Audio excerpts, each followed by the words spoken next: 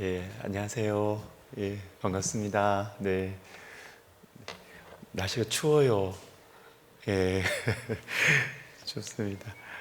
예, 우리 같이 우리 이제 수요 성경 공부 오늘부터 시작하는데, 음, 이제 이번에는 그 다윗에 대해서 좀 이제 생각을 해보려고 합니다. 그래서 오늘은 좀 서론적인 부분, 이 다윗이 가지고 있는 어떤 중요한 이 전체적인 어떤 중요한 메시지가 있는 것 같아요. 그것을 저는 새로운 출발, 새로운 시대가 열리는 거라고 저는 잡았는데, 그래서 제 마음의 바람은 우리가 15번 이렇게 다윗의 신앙에 대해서 이렇게 쭉 공부하는 가운데 우리 함께하는 여러분들 그 삶과 그 또 영적인 부분과 가정 가운데 하나님께서 새로운 출발을 하시면 좋겠다. 새로운 시대가 열리면 좋겠다. 그런 축복이 임하기를 제가 기대하는 마음으로 우리 한번 시작해 보도록 하겠습니다. 우리 반주해 주시고요. 우리 같이 한번 기도하고 시작하겠습니다.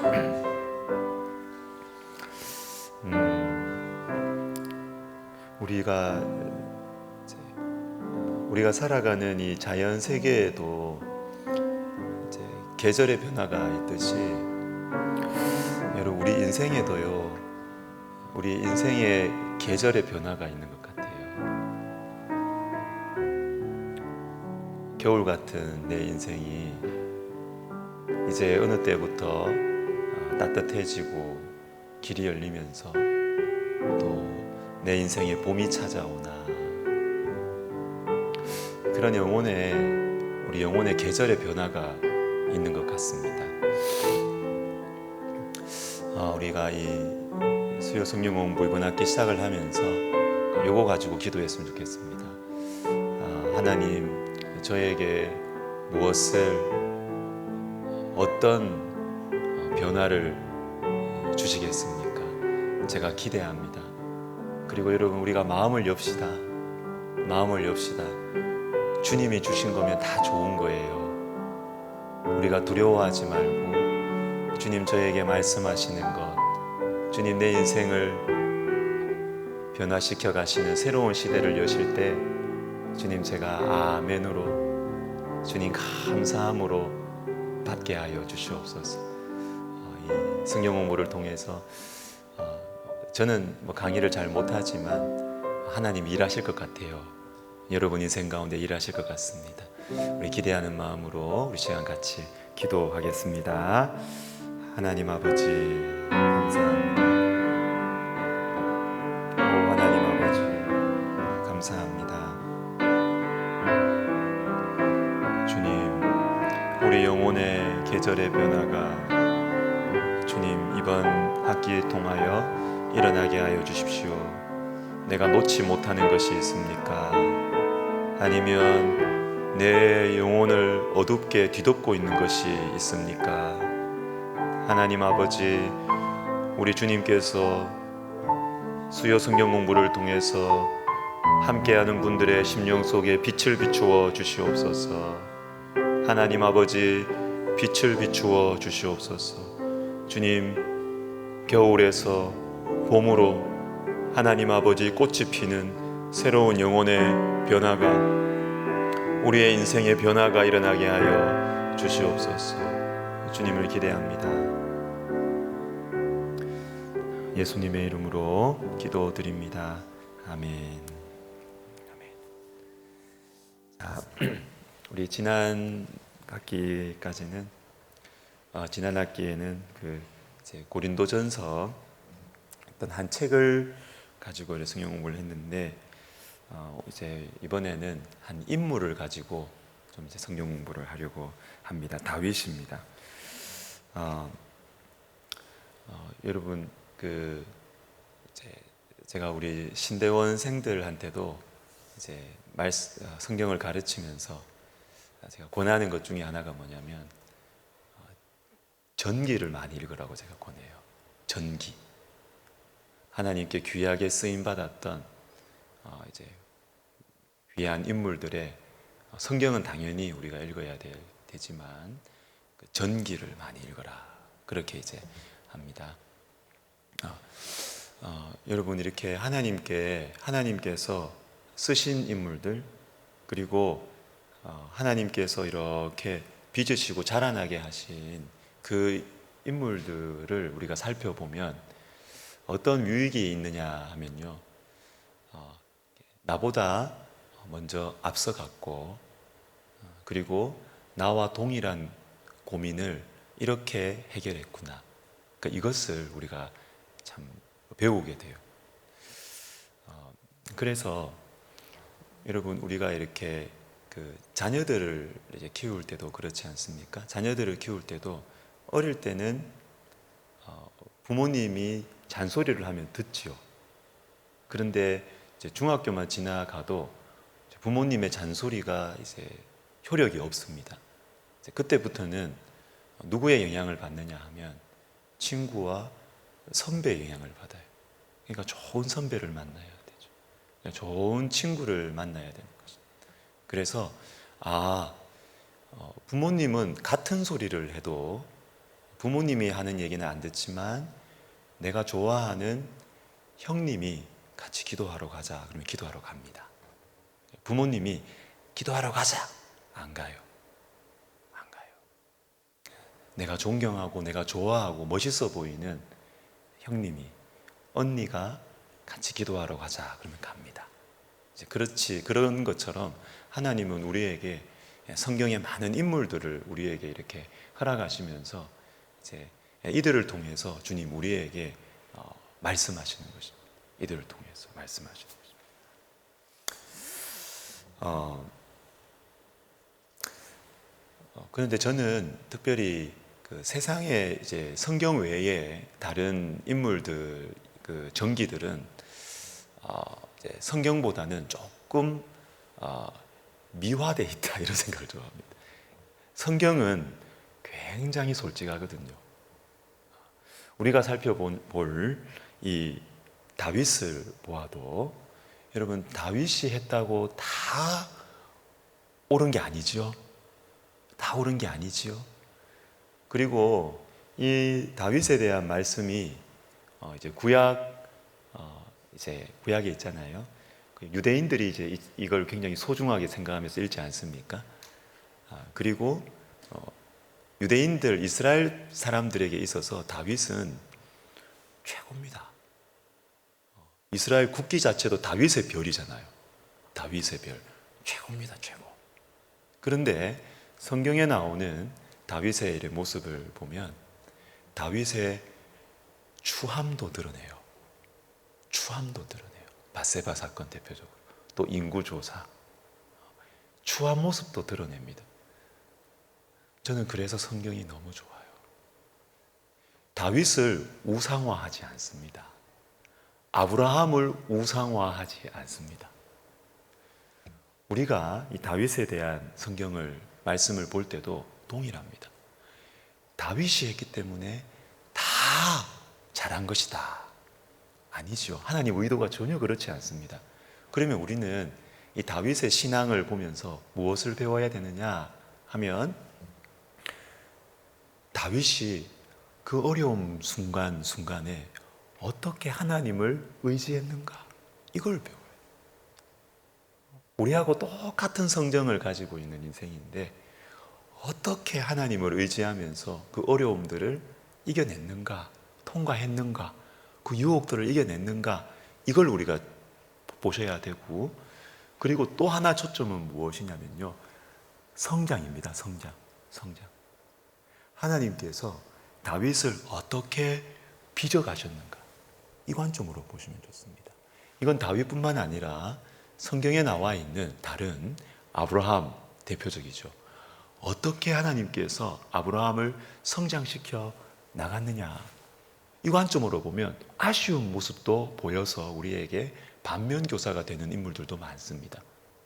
히스기야 너무너무 경건하게 아버지의 악 영향에도 불구하고 아하스, 악한 왕인 아버지의 영향에도 불구하고 거기에 영향을 떨쳐내고 경건하게 나라를 다스려갔던 히스기야.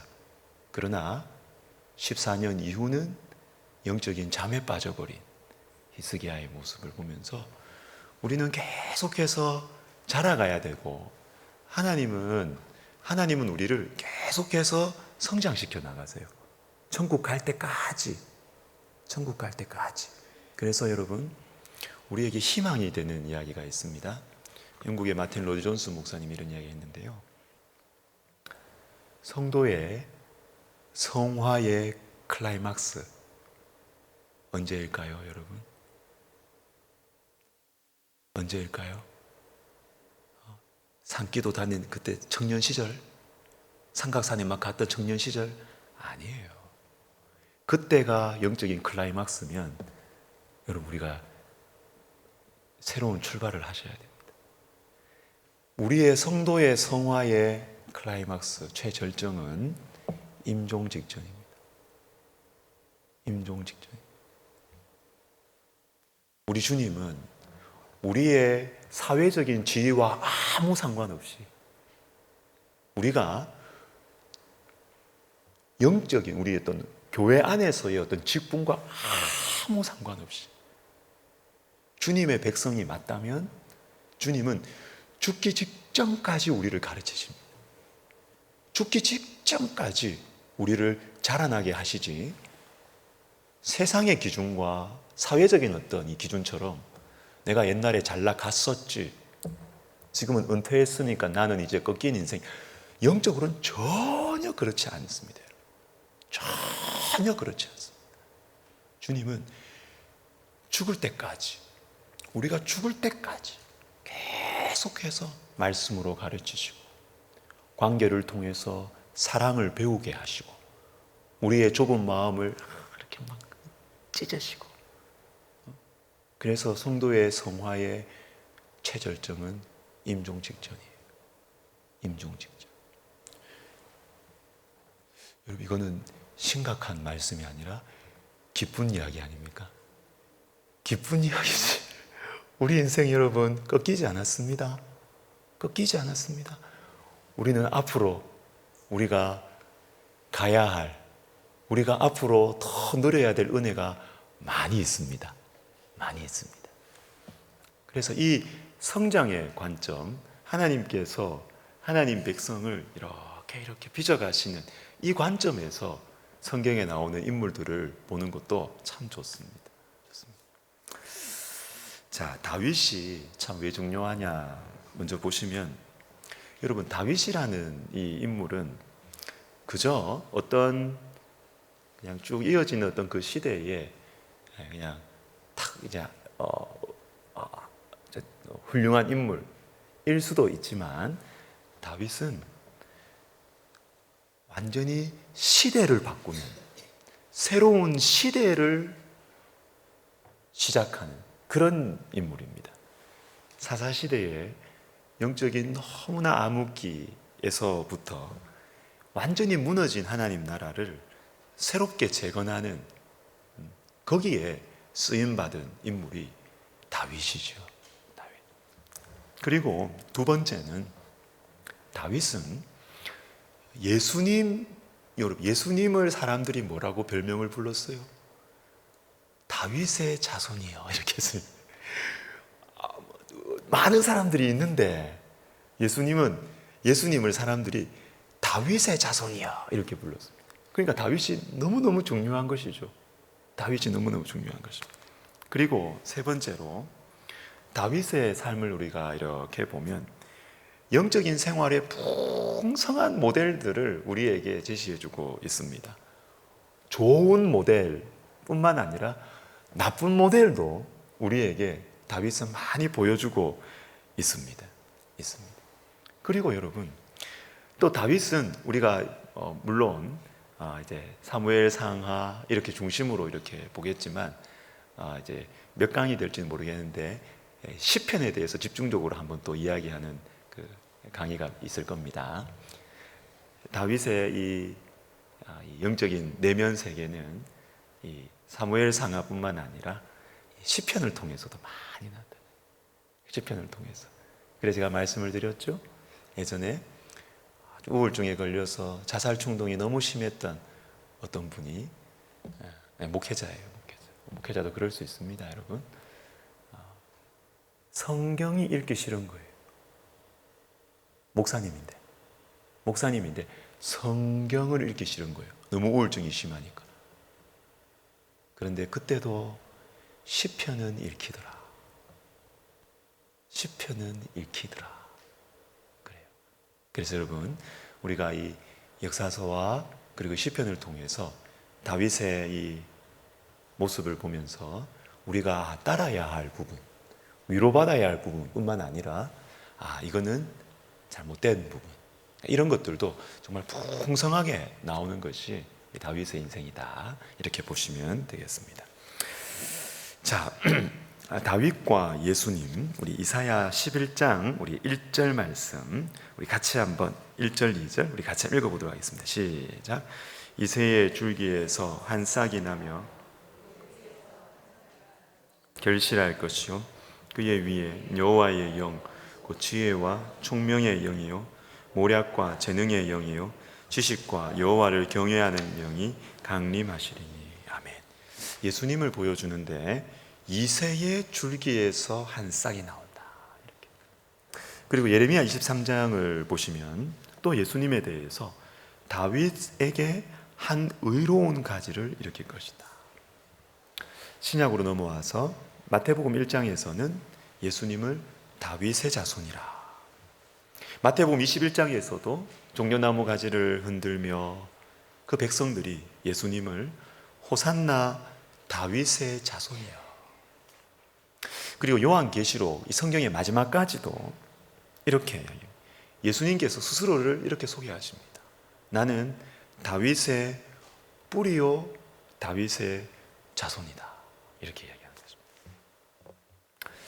아더 핑크라는 아주 훌륭한, 아주 경건한 성경 선생님이 있습니다. 성경 선생님. 이분이 다윗의 생애라는 이 두꺼운 이 다윗의 생애에 대해서 이렇게 이제 책을 썼는데, 이분이 이런 이야기를 합니다. 다윗은 그리스도의 조상일 뿐 아니라 어떤 의미로는 구약 성경 전체에서 그리스도를 가장 분명하게 대표하는 인물이었다. 다윗의 중요성입니다. 자, 그러면 조금 한 걸음 더 나아가서, 자, 이 다윗이 지금 등장하는 이 시대가 어떤 시대였느냐? 자, 오늘 강의의 이 키워드는 새로운 시작입니다. 새로운 시작. 이 키워드입니다. 새로운 시작. 자, 먼저 사도행전 13장 36절 말씀을 우리 같이 한번 읽겠습니다. 시작. 다윗은 당시에 하나님의 뜻을 따라 섬기다가 잠들어 그 조상들과 함께 묻혀 썩음을 당하였으되, 이렇게 나옵니다. 자, 이것은 이 비시디아 안디옥에서 이제 바울을 통해서 주님 말씀하신 그 부분에 있는 건데, 여러분 여기에 보면 우리가 그냥 스쳐 지나가서 쑥 지나갈 수 있는 표현이 하나가 있는데 좀 주목해서 볼 필요가 있습니다. 다윗이 하나님의 뜻을 따라 섬기다가 잠들었다. 그런데 당시에라는 표현을 한번 주목해 보실 필요가 있습니다. 당시에. 다윗이 하나님의 뜻을 따라 섬기긴 섬겼는데 언제? 다윗의 시대에, 다윗의 당시에라는 것을 영어 성경만 봐도 이렇게 나옵니다. In his own generation. 그러니까 그의 그 자신의 세대에 하나님의 뜻을 따라 섬겼다는 것이 강조된 표현이죠. 그냥 그의 시대 이 정도가 아닙니다. 그의 자신의 시대에 하나님의 뜻을 따라 섬겼다라는 것입니다. 여러분, 이 부분은 우리가 참 마음에 이렇게 한번 생각해 볼 필요가 있습니다. 우리는 하나님께서 지금 이 세대에 우리를 두셨죠. 이 세대에 우리를 두셨습니다. 이 세대를 섬기라고, 그리고 이 시대 가운데 하나님의 뜻을 따라 섬기라고 우리를 주셨어요. 그런데 만약에 계속해서 옛날이 좋았지, 앞으로 좀 더 넉넉해지면 내가 잘하겠습니다. 저 같은 목회자들 같은 경우에는 예전에 십자가만 꽂아 놓으면 사람들이 모여들 때 그때가 목회하기 좋았지, 지금은 목회자로 가면 안 된다. 이 고생길이다. 우리의 그런 생각을 가진다면, 이거는 하나님께서 우리를 지금 이 시대에 우리를 두신 하나님의 뜻과는 상관이 없는 거예요. 계속해서 더 나은 시대, 내보다 더 나았던 과거의 영광과 오지 않은 미래의 풍성함에 대해서 원망하며 살아간다면, 이건 하나님께서 우리를 이 자리에 두신 그 뜻을 부정하는 것이에요. 다윗은 자기 세대를 섬겼습니다. 자기 세대 가운데 하나님의 뜻을 따라 섬겼다는 것, 우리가 잊어버려서는 안 되겠습니다. 우리 시대를 섬기는 것이죠. 자, 그러면 다윗의 시대는 어떤 시대였을까요? 다윗의 시대를 보기 위해서는 우리가 룻기를 볼 필요가 있습니다. 룻기.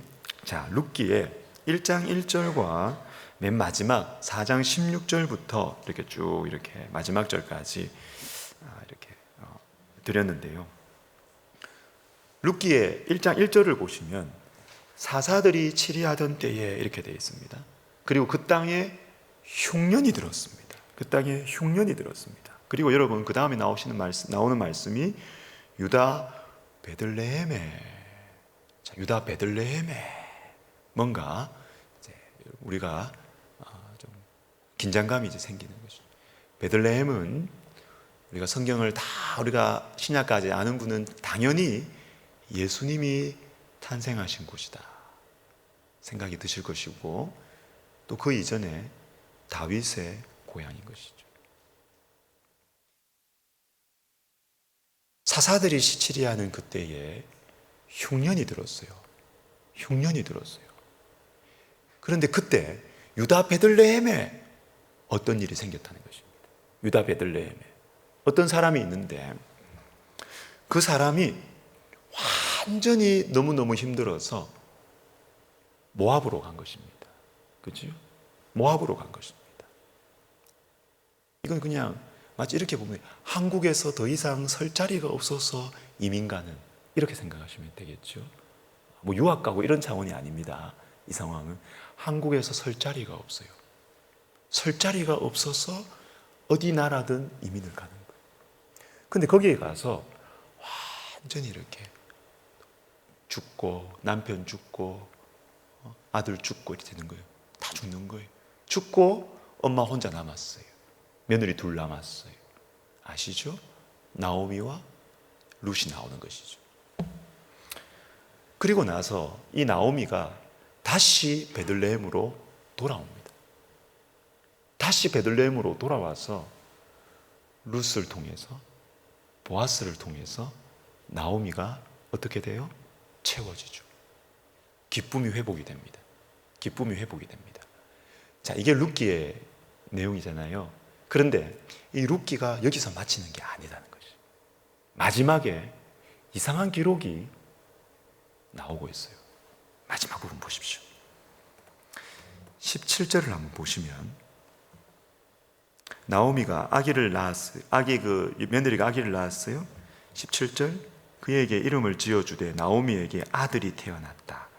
그의 이름을 오벳이라 하였는데, 자, 그는 다윗의 아버지인 이새의 아버지였더라. 그리고 나서 갑자기 족보가 나옵니다. 족보가 나오는데 베레스, 헤스론, 람, 암미나답, 그 다음에 나손, 그 다음에 살몬, 보아스, 오벳, 이세, 다윗 이렇게 나옵니다. 자, 이것은 무엇이냐면 이 룻기를 볼 때 다윗과 연결해서 보라는 것입니다. 연결해서 보라는 것입니다.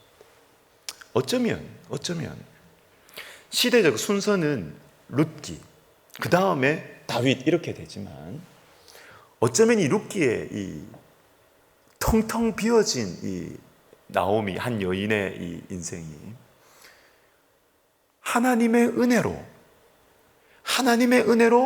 충만하게 채워지고 기쁨이 회복되는 이 모습이 하나님께서 다윗을 통하여 하나님 나라에 행하시는 축소판, 이렇게 볼 수 있습니다. 사울로 인해서 하나님 나라 공동체가 엉망진창이 됐어요. 그런데 그 엉망진창이 되고 하나님의 은혜의 통치가 이루어지지 아니하고 하나님의 말씀의 통치가 이루어지지 아니하고 자기 개인의 분노와 개인의 미움과 그리고 이 개인의 자기의 보호, 이것을 위해서 완전히 공동체를 황폐하게 만들었던 사울의 시대에 이것을 다윗을 통하여 하나님을 바라보고 하나님의 은혜를 구하고, 그죠? 하나님의 은혜가 나를 통하여서 이루어지기를 원하는 이 다윗을 통해서 하나님 나라 공동체가 새롭게 세워지는 거죠. 새롭게 채워지는 것입니다. 다윗이 일대 왕이어서가 아닙니다. 실제적으로 일대 왕이 아니고요. 다윗을 통해서 왜 하나님 나라의 새로운 시작이 이루어진다라고 할 수 있느냐 하면 통치 스타일이 달라져 버린 것이죠. 통치 스타일이. 이전의 왕들은, 이전의 지도자들은, 대표적으로 사울은 너무나 인간적인 통치를 하는 것이죠. 그런데 이 다윗은 하나님의 말씀이 구체화되고 실현되는 것을 너무너무 기대하고 바라고 거기에 자신을 굴복시켰던 사람이라는 것이죠. 그래서 새로운 시작입니다. 그래서 저와 여러분의 인생 가운데 만약에 우리 주님께서 새로운 계절을 허락하신다면 어떤 형식으로 나올까요? 어떤 형태로 나올까요? 로또가 당첨되겠습니까? 그러면 새로운 시대가 열리겠습니까? 아니에요. 그렇게 새로운 시대가 열리는 게 아닙니다.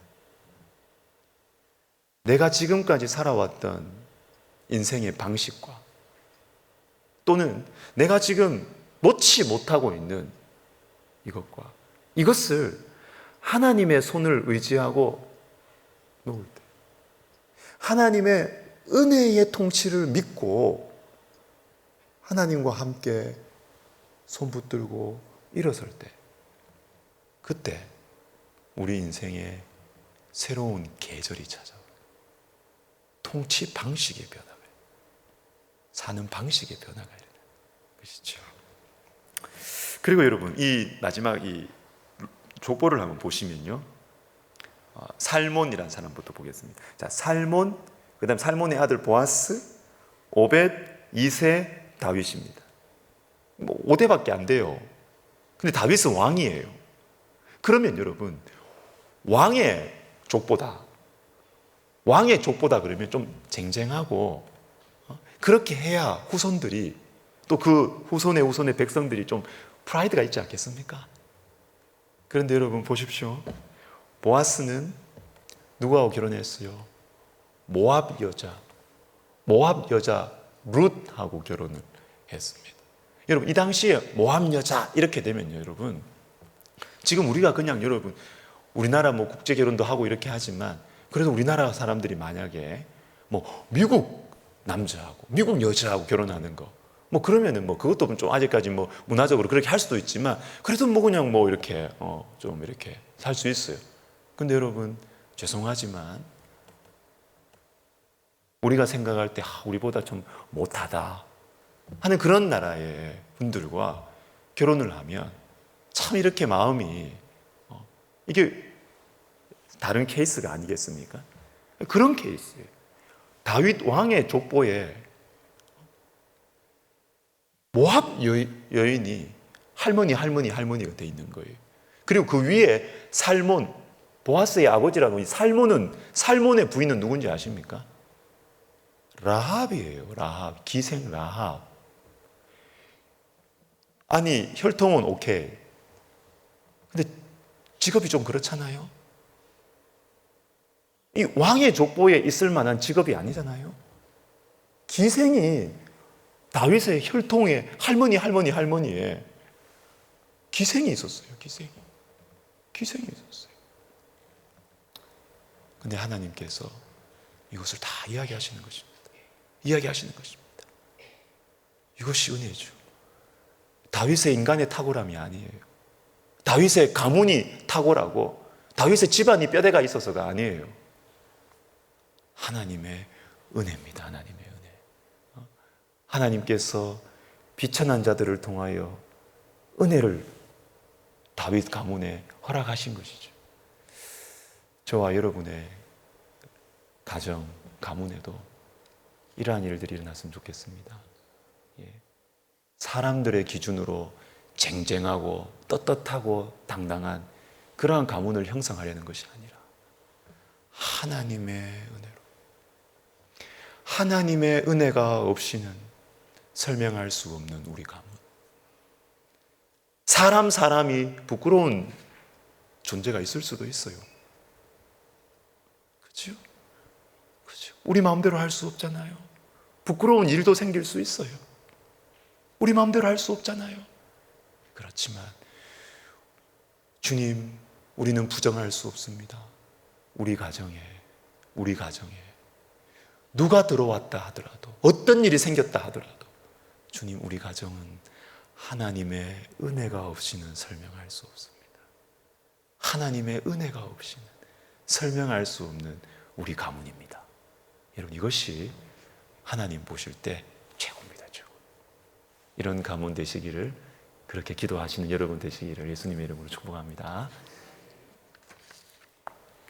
그리고 세 번째, 왜 이 다윗을 보고 새로운 시작이라는 키워드를 제가 잡았느냐 하면, 사무엘 상하에 다윗의 인생이 쭉 나오는데 저는 이런 생각이 들어요. 사무엘 상하를 처음에 나와서 마지막까지 울려 퍼지는 메아리 같은 것이 있습니다. 주제를 보여주는 사무엘 상하의 가장 중요한 주제. 그리고 이것은 사무엘 상하 전체를 울리는 메아리일 뿐만 아니라 다윗의 마음 속에 가장 깊은 곳에 깊이 뿌리 내리고 있는 하나님의 메시지가 있어요. 그게 뭐냐면 사무엘상 2장에 나오는 한나의 노래. 6절 7절 우리 같이 읽겠습니다. 시작. 여호와는 죽이기도 하시고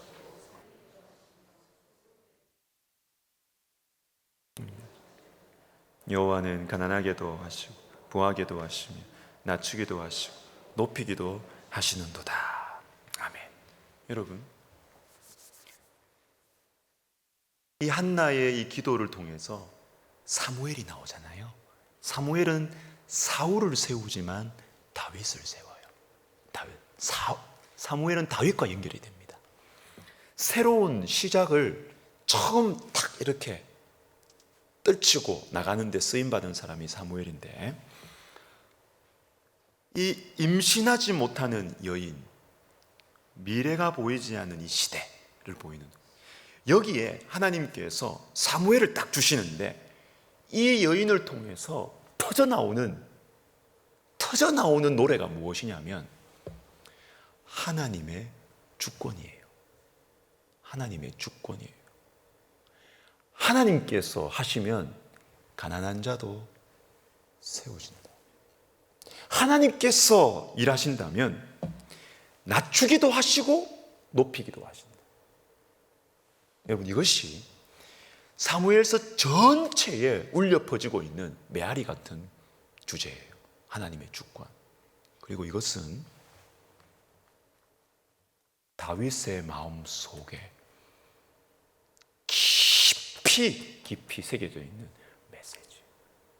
그래서 여러분, 자주 이야기 드리겠지만 사무엘상 24장 그리고 26장 두 번에 걸쳐서 대표적인 사건이에요. 사울을 죽일 수 있는 기회가 왔을 때 다윗이 안 죽여요. 이유는 단 하나입니다. 여호와의 기름 부음을 받은 사람. 하나님께서 기름 부은 사람은 하나님이 치시지 내가 내 손으로 제거하면 안 된다. 다윗의 마음속에 얼마나 많이 스트레스가 있었겠어요, 사울 때문에. 그러나 아무리 자기가 스트레스가 있고 사울 때문에 살지를 못하겠어요. 그죠? 사울 때문에 살 수가 없어요. 너무너무 괴로워요. 그럼에도 불구하고 다윗의 마음속에는 하나님의 주권에 대한 신앙이 분명하게 있었기 때문에 자기를 그렇게 괴롭히는 사람도 제거하지 않습니다. 하나님께서 하실 때까지 기다리는 것입니다. 여러분, 이것이 새로운 시대를 열어젖히는 데 있어서 너무나 중요합니다. 우리는 이렇게 생각을 해요. 뭔가 내 인생에 새로운 출발을 해야 되겠다. 뭔가 우리 가정에 새로운 출발. 그러면 내가 열심히 하려고 그래요. 열심히 해야죠. 열심히 해야 되지만 여러분, 새로운 출발, 새로운 시작, 새로운 결심을 하고 좋은데요. 그게 먼저가 아니에요. 그게 먼저가 아니라 새로운 출발은 어떻게 시작하느냐? 하나님 앞에 맡겨야 돼요. 맡겨야 됩니다. 내 머리 쓰면서 이 길 찾고 저 길 찾고 이 길 내고 저 길 내고, 여러분, 그거는 새로운 출발이 아니고요. 다시 과거로 돌아가는 거예요. 하나님 모르실까요? 그 방식을. 내가 예전에 썼던 방식 또 쓰고 있는데 하나님이 그거 모르실까요? 야, 너 또 그러냐? 너 옛날처럼 너 이번에도 또 네 머리 굴리냐? 또 사람 찾아다니냐? 처음부터 하시. 우리의 삶 가운데, 우리 가정 가운데 여러분, 정말 새로운 출발, 새로운 계절이 우리가 오기를 바란다면 먼저 내려놔야 됩니다. 내려놔야 돼요. 하나님께서 하셔야 됩니다. 하나님은 하나님의 뜻이 맞다면 아무리 낮아도 세우실 수 있고, 하나님의 뜻이 맞다면 아무리 높이 있어도 금세 낮춘다. 하나님께 우리의 인생을 내려놔요. 내려놓을 때 새로운 시작이 되는 것입니다. 여러분, 이거 잊지 마시기를 바랍니다. 그리고 네 번째, 사무엘상 16장부터 이제 다윗이 나오기 시작을 하는데, 사울의 이 모습을 보면서 사무엘상 13장, 15장 여기에서 두 번에 걸쳐서 사울이 정말 참 안타까운 모습을 보여요. 이때 우리 하나님께서 사울을 왕으로 삼으신 것을 후회하십니다. 후회하십니다. 근데 그리고 나서 16장에 들어가서 우리 주님이 다윗을 세우기 시작하시는데, 새로운 시작을 하시는데, 새로운 시작이 어떻게 일어나느냐 하면 여호와께서 사무엘에게 이르시되 말씀으로 시작을 하는 거예요. 말씀으로. 그리고 내가 이새의 아들 중에서 한 왕을 보았느니라 이렇게 돼요. 보았느니라.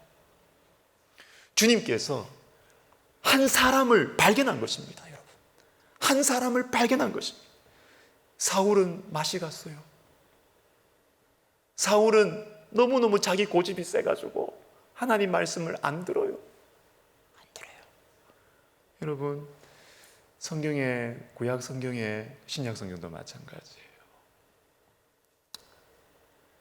하나님 보실 때 제일 안 좋은 마음이 뭔지 아세요?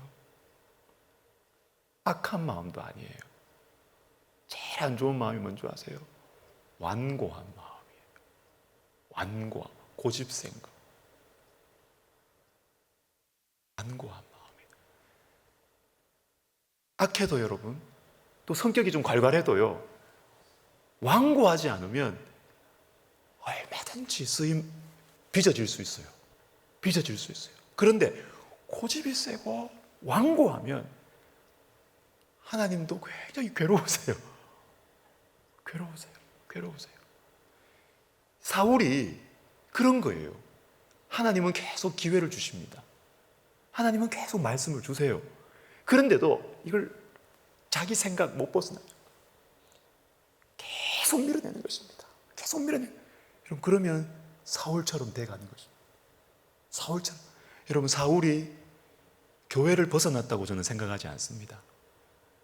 뭐 구약시대 뭐 교회 이런 걸 다 떠나가지고요, 사울의 언어들을 보면요, 사울이 어떻게 말하는지를 보면 여호와를 이야기합니다. 다 하나님을 이야기하고 신앙이 있는 사람처럼 이야기를 합니다. 그런데 하나님의 사인에 대해서 밀어냅니다. 그러나 여러분, 반대로 제가 이번 주 금요기도회 때 이제 설교 이거 할 겁니다. 성령이 임하면 나타나는 특징이 있습니다. 부드러운 마음을 주실 것이며, 이렇게 나옵니다. 하나님의 은혜를 받으면 부드러워집니다. 자기 고집을 내려놓습니다. 사울이 너무너무 완고해서 하나님께서 이제 그때 하나님께서 한 사람을 보신 거예요. 내가 한 왕을 보았느니라. 근데 여러분, 영성경 보니까 재밌게 돼 있어요. 내가 이렇게 됩니다. I provided for myself a king. 뭐냐면 내가 한 왕을 제공했다는 거예요. 제공했다. 한 왕을 내가 제공했다. 그런데 for myself, 하나님 자신을 위해서. 와. 하나님께서 하나님 자신을 위해서 다윗을 보시고 내가 그를 왕으로 주겠다는 것입니다. 여러분, 하나님의 기대. 그죠? 여러분, 우리의 상황이 아무리 어렵고 또 어두워 보여도 성경에 지속적으로 나오는 하나님의 방식이 있습니다. 어두운 상황을 뚫고 새롭게 출발하게 하시는 하나님의 방법이 있는데, 그것은 한 사람이에요. 한 사람입니다. 한 사람. 엘리야에 대한 설명은 넘어가겠습니다. 제가 2주 전에 그리스도인의 윤리에 대해 설명할 때 말씀을 드렸습니다. 그리고 여러분, 아모스를 보십시오. 아모스, 너무너무 어려운 시대. 정의와 공의가 굽어지는 그 시대에 하나님께서 아모스 한 사람을 택하시는데, 아모스가 어떠한 사람이었느냐? 드고와 목자 중에 한 사람. 나는 뽕나무를 재배하는 자로서 양떼를 따를 때에 나는 선지자도 아니다. 이렇게. 선지자의 아들도 아니다. 집안도 별 볼 일 없다.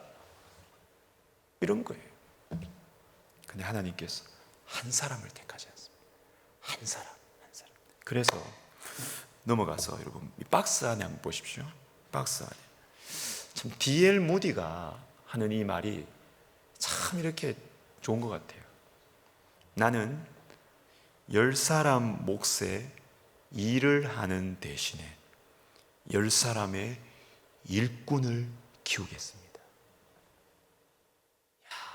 여러분, 저와 여러분의 비전이 되면 좋겠습니다. 그리고 나중에 제가 다윗과 다음 세대라는 제목으로 제가 강의를 하나 할 겁니다. 요중에 여러분, 우리 리더십에 단계가 있습니다. 여러분, 리더십에 단계가 있습니다. 이것은 제가 말하는 것이 아니라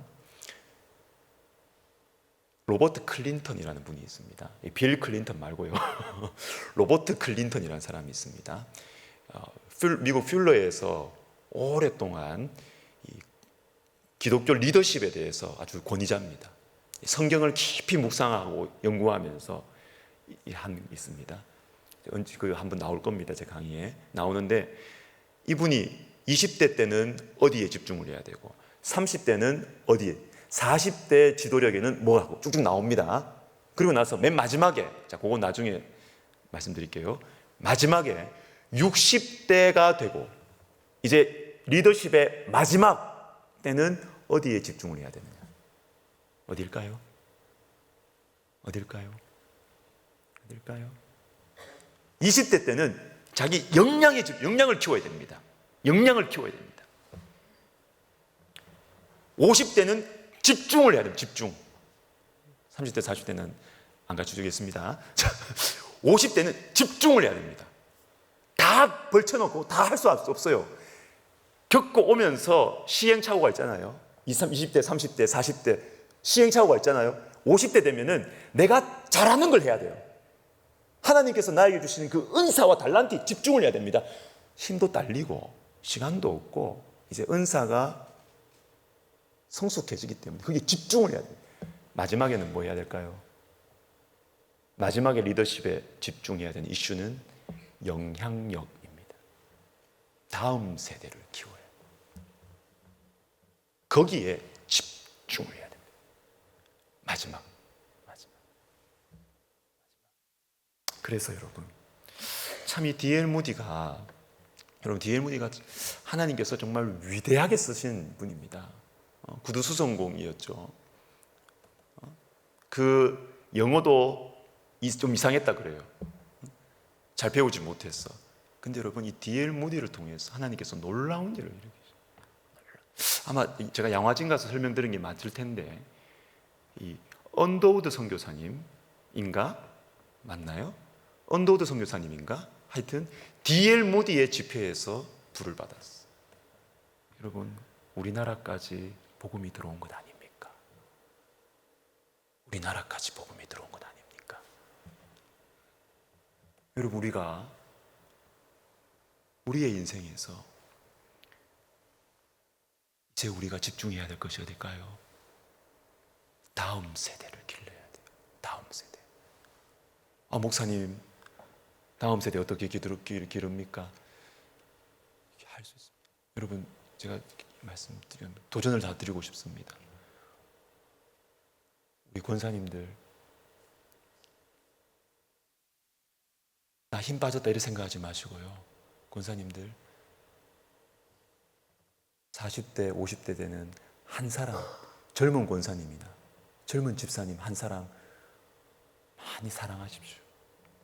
많이 아껴주시고 잔소리 하려고 하지 마시고요. 구역장 수련회 때도 제가 말씀드렸습니다. 다른 사람을 뜯어 고치는 것을 사명으로 삼지 말라고.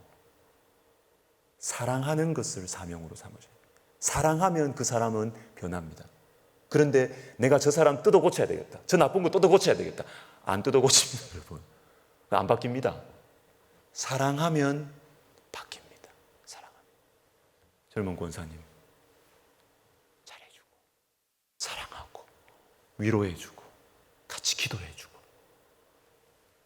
그렇게 키우는 거예요. 바울과 디모데처럼 그렇게 키우는 거예요. 그렇게 하면 되는 거죠. 여러분, 이제 우리가 다음 세대를, 꼭 어린아이들, 내하고 눈높이가 안 맞는데 꼭 어린아이를 생각하지 마시고 내 다음 세대를 생각하고 살아가면 좋겠습니다.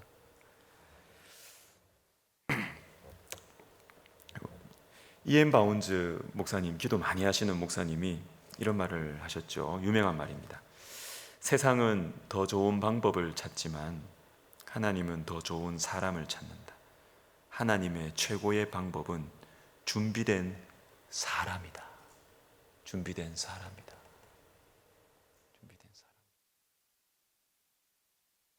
하나님은 새로운 시대를 한 사람을 통해서 여십니다. 한 사람을 통해서. 여러분, 그 한 사람이 꼭 영웅일 필요는 없습니다. 영웅일 필요는 없습니다. 하나님의 주권을 인정하고 정말 하나님이 어떤 분이신지를 알고 주님을 사랑하고 그 한 사람이 엽니다. 윌리엄 캐리 이야기를 제가 몇 번 해드린 것 같은데, 현대 선교의 아버지입니다. 현대 선교를 열어젖힌, 새로운 시대를 여신 분입니다. 윌리엄 캐리. 그런데 윌리엄 캐리가 죽고 나서 윌리엄 캐리의 전기를 쓰는 전기 작가가 도대체 윌리엄 캐리가 어떻게 이렇게 위대한 사역을 하지? 인도에 대학을 몇 개를 설립하고, 인도에 또 그는 종족들이 다양해가지고 사전도 하나만 하면 안 돼요. 사전을 여러 개 편찬을 하고 너무나 많은 일들을 했어요. 어떻게 위대한 일을 할 수 있었을까? 찾고 보니까 찾았어요. 그 전기 작가가. 윌리엄 캐리가 파송을 받았어. 갔을 때부터 윌리엄 캐리가 사역을 마무리하는 그 시점까지 기도해 주었던 윌리엄 캐리의 누이. 어디에서 기도했을까요? 병상에서 누웠어. 몸이 너무 아팠어. 젊었을 때부터 병상에 누워서 윌리엄 캐리의 사역을 위해서 기도했던 그 누이, 그 사람이 새로운 시대를 여는 한 사람이었어요. 한 사람. 하나님께서는 새로운 시대를 열기 위해서 한 사람을 준비시키십니다. 한 사람. 새벽 순종 여러분 하고 계십니까? 새벽 순종 챌린지 1장 너무 좋지 않던가요? 기도하는 어머니의 그 모습. 못 배우고 머리채 뜯기면서 신앙생활하고 가출하고 서울의 봉제공장 담타 넘어가서 새벽 기도하시고, 남편하고 결혼했는데 남편 때 또 남편 뒷바라지, 그 어머니의 기도로, 그 어머니의 새벽 기도로 우리가 볼 때는 그 새벽 순종을 쓴 송중기 목사님을 보겠죠. 그죠? 근데 여러분, 송중기 목사님은 열매예요, 열매. 새로운 시대를 열어젖힌 그 뿌리에 있는 한 사람은 송 목사님의 어머니예요. 어머니예요. 이찬수 목사님도 마찬가지입니다. 제가 구역장 수련회 때 이야기 드렸습니다. 아버지 목사님이시죠. 아버지가 40일 금식 기도하러 올라가셨다가 17일 금식하시다가 돌아가십니다. 이찬수 목사님, 아버님이. 그때 애가 5인가 그러셨는데 이찬수 목사님이 그럽니다. 우리 엄마가 그때 아무리 사모지만 이렇게 우리 남편을 데리고 간 이 하나님, 나는 더 이상 이 길을 갈 수 없다. 이렇게 해서 정신줄 놔버리고 이렇게 했다면, 그런데 그 어머니께서 하나님은 뜻이 있으실 것이다 하고 고생하시면서 기도하면서 자식들을 키운 거예요. 그러면서 이찬수 목사님 그럽니다. 우리 어머님이 그때 정신줄을 놓지 않으셨기 때문에 여러분, 지금 제가 있지 않습니까? 이러는 거예요. 우리가 볼 때는 이찬수 목사님이 새로운 시대를 열어젖힌 인물이라고 볼지 모르겠지만 일정 부분 맞겠죠. 그렇지만 저는 그 말씀을 들으면서 우리 하나님 보실 때는 그 어머니예요. 이 그 젊은 여인이 혼자서 다섯을 키워야 되는데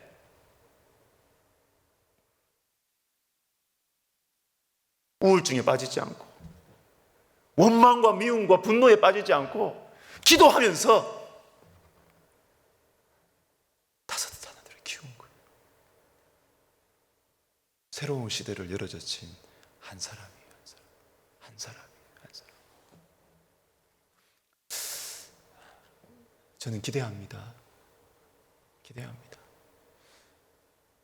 여기에 있는 분들, 우리가 막 위대하고 잘 되고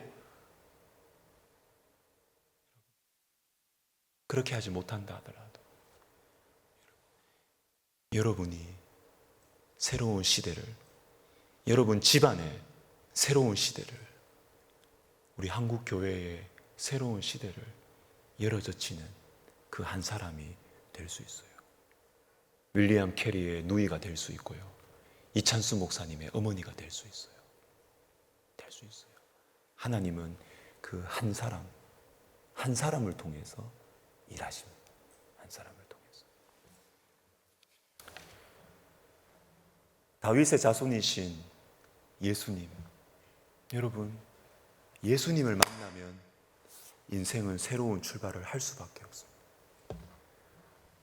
우리 교수 수련회 2주 동안 이렇게 작년에 하면서 저는 참 이영환 목사님, 대전 한밭지역, 이분 평소에도 참 이분 대단한 분이다라는 걸 알지만 너무너무 솔직하게 우리에게 말씀해 주셨어요. 너무 다 이 목사님들만 계셔서 그런지 목사님이 너무 솔직하게 진솔하게 자신의 인생을 말씀해 주셨어요. 각설하고 이분이 그럽니다. 시골에 자기 가난하게 자랐는데 자신은 꿈도 없었대요. 그냥 중학교 마치고 농사하고 그냥 이렇게 그냥 내가 인생 이게 전부 다인 줄 알고. 그런데 그 시골에 교회가 들어서고 예수님을 알게 된 거예요. 예수님을 알게 되니까 자기가 이렇게 시골에서 자기 인생을 비관하면서 이렇게 살 수가 없더래요. 뭔가 외국에 나가가지고 뭔가 큰 걸 본 것도 아닙니다. 서울에 가서 뭔가를 보고 그런 게 아닙니다. 그냥 예수님을 만났어요. 예수님을 만나고 성경을 읽으니까 내 인생을 이렇게 비참하게 보고 나는 할 수 없다. 나는 원래 이렇게 살아가는 인간이다. 나는 우리 아버지처럼 사는 게 맞다. 우리 형님들처럼 사는 게 맞다. 나는 이게 안 되더라는 겁니다. 예수님을 만나고 성경을 읽으니까 내 인생은 하나님께서 나를 위해서 하나님의 꿈이 이루어질 거라는 거예요. 이게 막 자꾸 생겨서 자기 견딜 수가 없더래요. 견딜 수가. 여러분, 누구든지 그리스도 안에 있으면 뭐라고요? 새로운 피조물이라. 누구든지 그리스도 안에 있으면 새로운 피조물입니다. 예수님 만나면 새로운 인생이 시작이 되는 것입니다. 공부 많이 해서 새로운 시작, 그건 두 번째예요. 예수님을 만나면, 성경을 읽으면 우리는 새로운 피조물이 돼요. 우리 인생을 대충 살 수가 없어요. 대충 살 수가 없어요. 새로운 시대가 시작이 되는 것입니다. 같이 기도합시다. 우리 수요 성경 공부는 이렇게 한 4, 50분, 한 1시간 기도하고 우리 강의도 8시까지 이렇게 하고요. 그 다음에 한 2, 30분 여러분 기도하시다가 8시 반쯤 되면 음악을 이렇게 저희가 좀 줄이고 정리할게요. 이제 그런 방식으로 이제 갑니다. 자, 이제 오늘 우리 들은 말씀 생각하시면서 우리 같이 개인 기도 들어갈 텐데 우리 하나 포인트 가지고 기도합시다. 혹시 여러분 마음속에 좋지 않은 표현인데 이 표현이 여러분 마음속에 자꾸 남아있는 분들 계시지 않을까 싶어요. 지긋지긋하다. 지긋지긋하다. 내 가정이 지긋지긋하다. 내 지금 사는 게 지긋지긋하다. 아니면 내 신앙생활도 좀 지긋지긋하다. 나의 이 성격도 좀 지긋지긋하다. 참 이 지긋지긋하다라는 이 표현이 좀 마음에 이렇게 좀 와닿는 좀 그런 분들이 있지 않을까. 우리 모두의 지나갔던 또는 현재의 이야기가 아니겠습니까? 우리 이번 학기에 15번에 걸쳐서 이 다윗의 신앙을 공부하면서 우리 주님 앞에 구합시다. 새로운 시작을 허락해 주십시오. 이 지긋지긋함을 내려놓고 새로운 출발. 주님, 내 영혼의 겨울은 물러가게 하시고 새로운 계절이 오게 하여 주시옵소서. 주님, 나를 통하여 우리 가정에, 우리 직장에, 우리 부부관계 속에, 우리 교회 안에 주님, 나를 통하여 새로운 계절이 임하게 하여 주시옵소서.